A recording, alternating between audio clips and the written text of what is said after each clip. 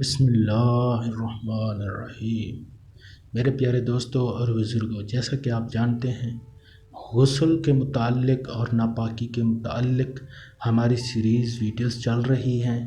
اگر آپ کی کچھ ویڈیوز رہ گئی ہیں جن کو آپ نے نہیں سنے، جن کو آپ نے پڑھا نہیں، اگر وہ دیکھنا چاہتے ہیں تو ان کے لنک نیچے ڈسکرپشن میں دیے گئے ہیں، وہاں سے آپ دیکھ سکتے ہیں۔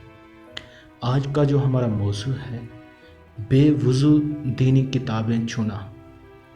بے وضو یا وہ جس پر غسل فرض ہو، ان کو فقہ تفسیر و حدیث کی کتابوں کا چھونا مکروہ ہے۔ اگر ان کو کسی کپڑے سے چھوا، اگرچہ اس کو پہنے یا اوڑھے ہوئے ہو تو مضحکہ نہیں، مگر آیت قرآنی یا اس کے ترجمے پر ان کتابوں میں بھی ہاتھ رکھنا حرام ہے۔ ایذن بے وضو اسلامی کتابیں پڑھنے والے بلکہ اخبارات و رسائل چھونے والے بھی احتیاط فرمائیں کہ عموماً ان میں آیات و ترجمے شامل ہوتے ہیں۔